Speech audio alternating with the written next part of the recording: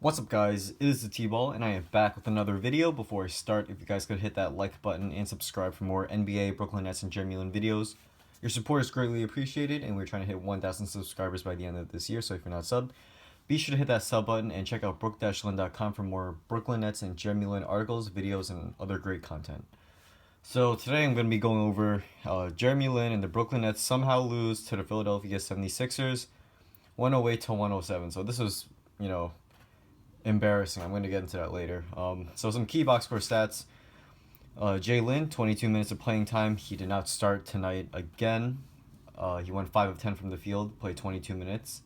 2 of 7 from three-point range and 4 of 5 from the free throw line for 16 points. 4 assists, 2 rebounds, 2 steals, 3 turnovers, and 1 personal foul. He had a plus-minus of +6. Brook Lopez had an amazing game. 22 points, 9 rebounds, 8 assists, 4 blocks, and 1 steal, plus-minus of +17, and only had 1 turnover. So that's an 8-to-1 assist-to-turnover ratio for Lopez.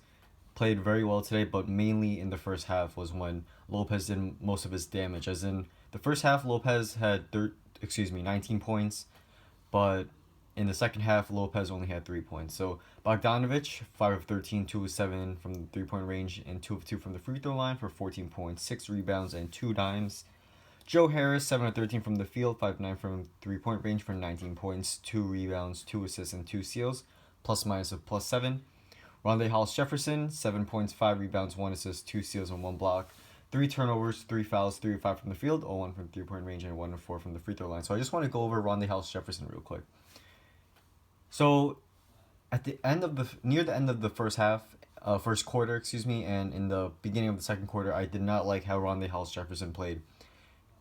So in his first game, when he just got onto the court, the first play when he got onto the court, he just drove. I'm pretty sure he just turned it over. One mistake. All right, and then on the Nets, get a stop on defense. On the other end, Hollis Jefferson brings the ball up on the floor, and he goes up for a shot, and it's blocked by Embiid. He did not pass at all to any of his teammates. He just went straight at Embiid, which is not a smart decision. As if you guys don't know Joel Embiid, he's the first overall pick of the 2014 draft. He's a great player. It's been a while since he's actually gotten the court. This is actually his rookie season, and he's a really mobile, athletic, gets a ton of blocks, plays some nice defense. Not a smart decision by Hollis Jefferson, and I just didn't like how he played today. He seemed out of control. He seemed like a ball hog, to be honest, in the first half at least, specifically. And if Hollis Jefferson wants a chance to get his starting spot again, he needs to play more unselfishly. Just hit shots. I mean, he was 3-5 tonight, but still, in other games, he's been struggling, mightily. And I think that's the main key, though. He just has to be more unselfish. Try to move the ball a little more, and he needs to be able to finish at the rim better. I know he gets draws a ton of fouls. Well, not a ton, a good amount of fouls. He had 4 free throw attempts tonight, but still, Hollis Jefferson, he needs to definitely improve his game.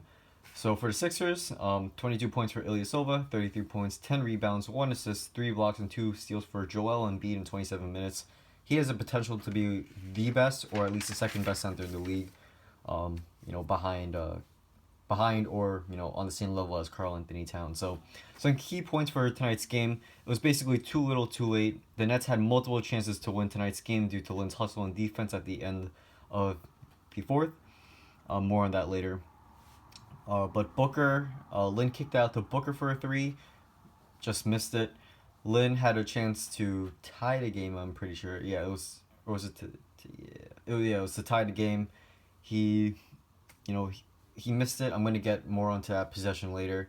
And Kilpatrick had a chance for a floater to actually take the lead.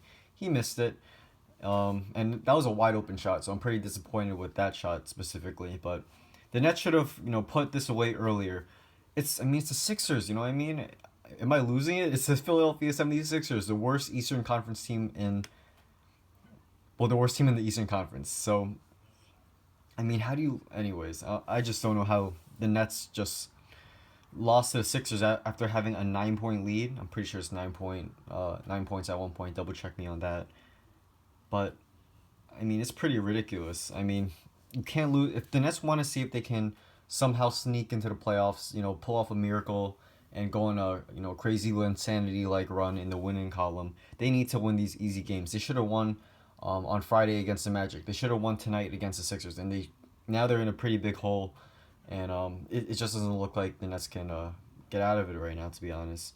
And the reserves sucked. I mean, the Nets had a 1 point lead going into the fourth, but Isaiah Whitehead, Scola, Levert. I know Levert's he's only had a couple of games of experience under his wing, so let him slide. But still, those reserves they were. I'm pretty sure they brought the Nets down to down 7 at one point, which was so went from a 1 point lead to down 7 within a couple minutes. So the reserves are just not good right now. They need to work on some chemistry or something. It's just not working. So Lin on his first key shot play, Lin had a chance to tie the game, but Kenny drew up, just to be honest, a bad play. Kenny basically got Lin to curl to near between the corner and the elbow from beyond the 3 point line. Lin caught it, turned around, and took a contested three over the arms of Dario Saric. If you don't know Saric, he's pretty sure he's like 6'10", power forward for the Sixers, and he's very long, pretty athletic. So it was not a very smart move by Kenny to draw up that quote unquote play, because it really was a terrible play, to be honest. Yeah, and I want to point out, I think there should have been a foul at the end on Embiid. Harris somehow poked the ball loose once the Sixers tried to inbound the ball with the Nets down 1, as Lin hit a 3 on the previous possession to cut it to 1. And yeah, I think Embiid kind of body bumped Harris. Harris could not get control of the ball, and once the ball was loose, Harris tried to pick it up. He should not have dribbled it. It looked like he took a dribble that could have been used as a potential just throw up a wild shot. Maybe it goes in, maybe you can get a foul, but no fouls called. I think there should have been 2 free throws, but excuse me. Harris, he should have just thrown it up at least, but still, then again, the refs are probably not going to call that, a foul on that type of play with only a couple seconds remaining, as they're just not they're just not going to call a foul, considering it might be controversial, and they don't want to get into anything like that. So let me just see. Yeah, I did like Kenny's play at the end with the Nets down 4 with a couple seconds left. Lin curled in the corner. He got a pick from Lopez. He went around Lopez's pick. Corner, got the ball, put up the 3. It was money, and I think that's what Kenny should have drawn up when the Nets were down 3, not down 4, as they could have had a chance to tie the game and hopefully go into overtime and pull out a win. But hindsight's 20/20, and it is what it is. So Lin had some good defense at the end of the game. He had multiple steals. He poked the ball away from Embiid. Once Booker missed a 3, I think Lin poked the ball away from a Sixers player. It was in a bunch of Sixers players. You couldn't really tell who was really in control of the ball from the Sixers, but Lin poked it away. He swung it back to the perimeter. The ball went to Kilpatrick, open floater, missed it. Kilpatrick probably wants that one back. But yeah, and also want to go over in the third quarter, I'm pretty sure Lin had what looked like to be a 3, but the refs called it 2. And then the refs, I'm pretty sure one of the refs waved to the what do you call them? Like the box score keepers, if that's what you call them, to review the shot to make sure if it was a 3 or a 2. I don't think they ever really ruled it specifically a 2 or 3, or if they even checked it, because there's no announcement of it. And if it was a 3, then technically the Nets should be tied with the Sixers, and this should be an overtime game. But it is what it is again. So yeah, the Nets are gonna have a pretty tough time in their next few games. They're gonna have to go on the road in Toronto, back home against the Warriors, and on the road against the Cavs. So good luck to the Nets. I don't know if they pull out even one win against one of those 3 top teams, I'll be pretty happy. But I'm just still very disappointed with the Nets. They really needed a win today. Where are they? I'm pretty sure they're now 7-19, 12 games down from 500. It's looking pretty close to impossible for the Nets to climb back to 500. But I said this in my previous video. If the Nets will probably not make the playoffs, but if they just look forward to next year, even though Lin's a year older, the window's kind of closing on him soon for his prime years. Still, Lin's going to be only 29 a prime year, and if I tell you, Lin fans and Net fans, just look at Kyle Lowry, for example. I think he's a good comparison to Lin of, how I think Lin's going to age somewhat like Kyle Lowry, if that makes sense. So Lowry's now 31. He's having another great season. Lowry had his best season last year when he was 30. I think that's possible for Lin as well. So, even if one of these years is unfortunately wasted, Lin does have at least I say 2 to 3 more years at least after this season to bring the Nets in the playoffs hopefully and have a great season. So Lin he's still on a minutes restriction. As you saw in tonight's game, he did come in the fourth at the 7 minute mark, and as the previous 2 games Lin had played, Lin was coming at the 5 minute mark of every quarter and playing about 20 minutes. So Lin got 2 more minutes in tonight's game, and he played 22.